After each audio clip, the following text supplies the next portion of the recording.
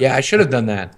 They here's another downside to being big. I had to get a colonoscopy at 35. I'm due another one, but I just don't want to do it. I'm supposed to get another one at 40, I guess. How old are you supposed to be when you do that? You're supposed to get your first at 40. Most insurance companies will tell you 45, but it really should be 40.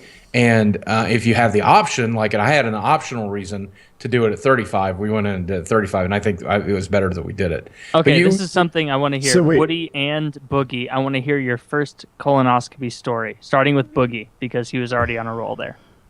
Okay, so I did not know like the entire concept that you had to clear your entire intestines out.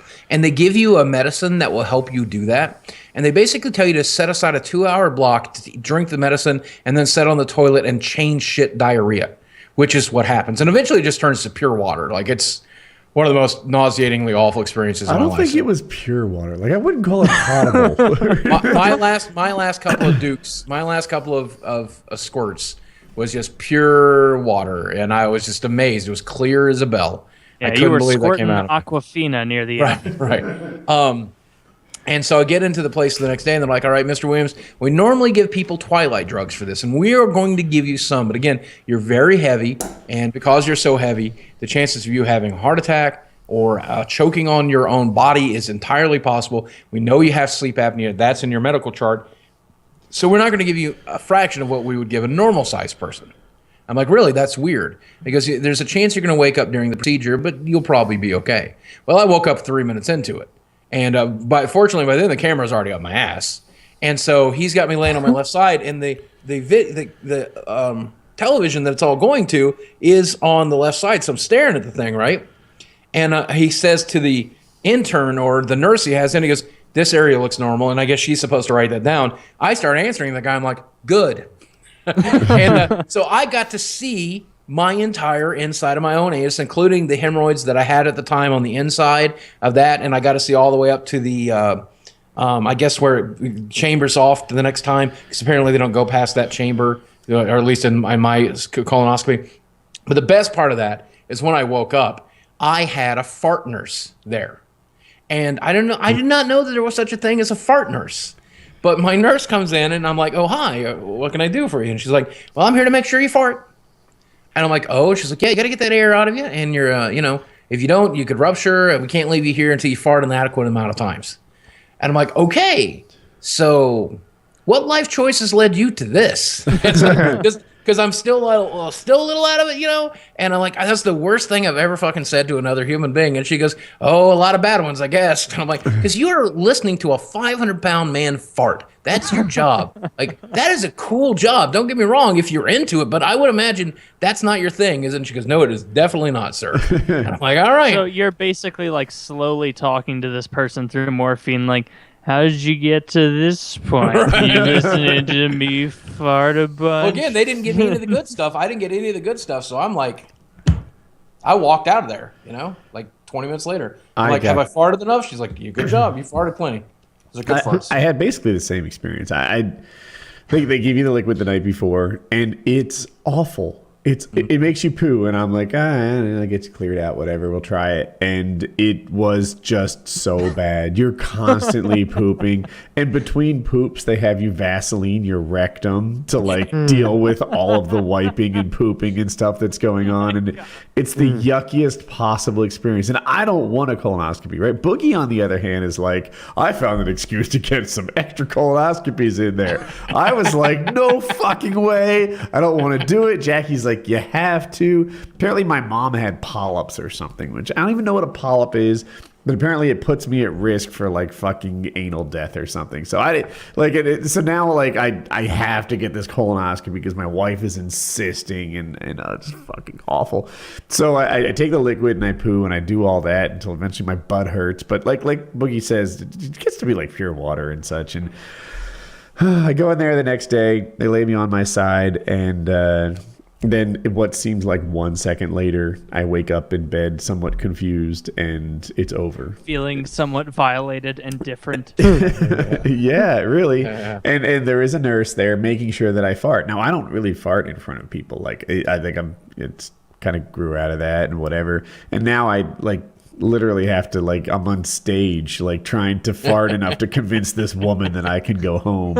And my wife, I don't even fart in front of my wife, and she's there, like, holding my hand as I come out of this, and it's like, oh, fuck, it's a fart show.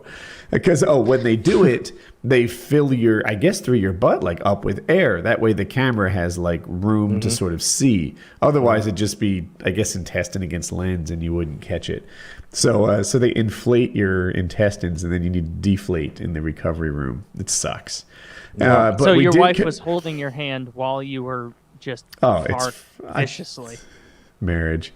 So that's true love. But they sent me home with, like, a bunch of pictures, like, of my, like, inner butthole, right? Like of my intestines and stuff. So I did a dual com with Jackie where every so often we'd show, like we'd give people, Jackie's like, hit him with a picture. And then we'd show them, like, my intestine just as a way to, I don't know, be a smart ass toward my subs. So yeah, we made a video out of it. video. You know the one, right? Oh yeah. It was kind of a funny video. I think it was on Nuketown.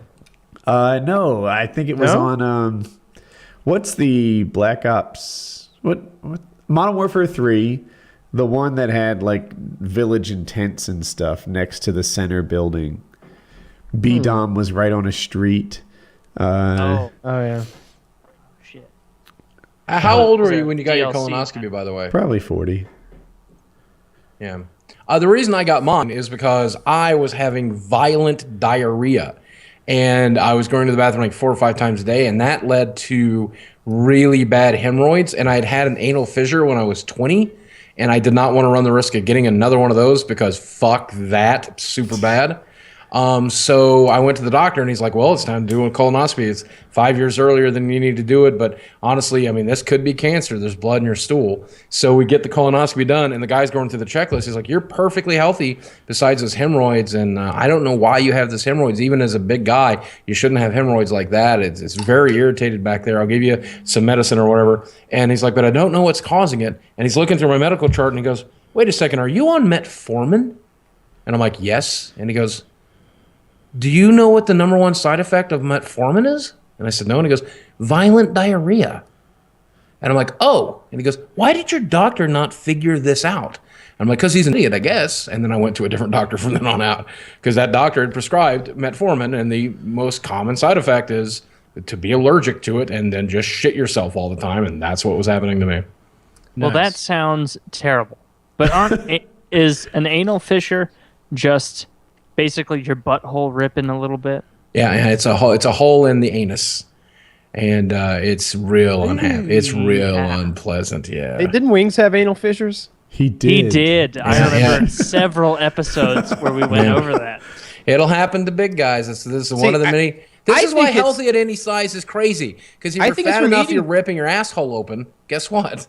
It's time to stop eating.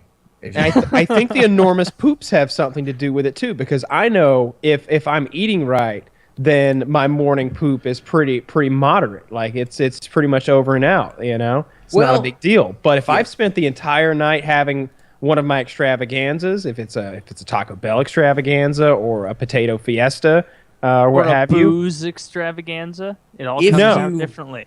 Yeah, it could be a real massacre in there. I've actually read recently in the last year that with a lifetime of overeating, the digestive system will grow to adapt to it. So you'll have a longer, smaller intestine and a longer, larger intestine, meaning you will digest more of the food, getting more calories out of the same amount of food somebody else will because you digest it to a further degree. So 2,000 calories of food for a heavy person who's been historically doing that for 40 years might actually be closer to 22 or 2,100 calories for that person because their digestive system is more efficient. But because of that, my poops aren't that big. I think that's why. But that changes if you get one of those surgeries, right? Like if you get the bypass or you get the stomach stapling. Well, the most common one they're doing now is the safest is the gastric sleeve. It's the least invasive. It's very common. It doesn't have as high of a success rate as bariatric surgery. So some people that get the sleeve will eventually need bariatric surgery depending on what their mental issues are like and what's leading to their obesity and what's leading to them making those decisions, obviously. Then you've got, I forget exactly what it's called. I like to call it Rochambeau, but that's not it. But it's the bypass surgery where they remove a large portion of the stomach and then bypass that, and also some of the intestines go with that too. And then that will make up for that issue a little bit.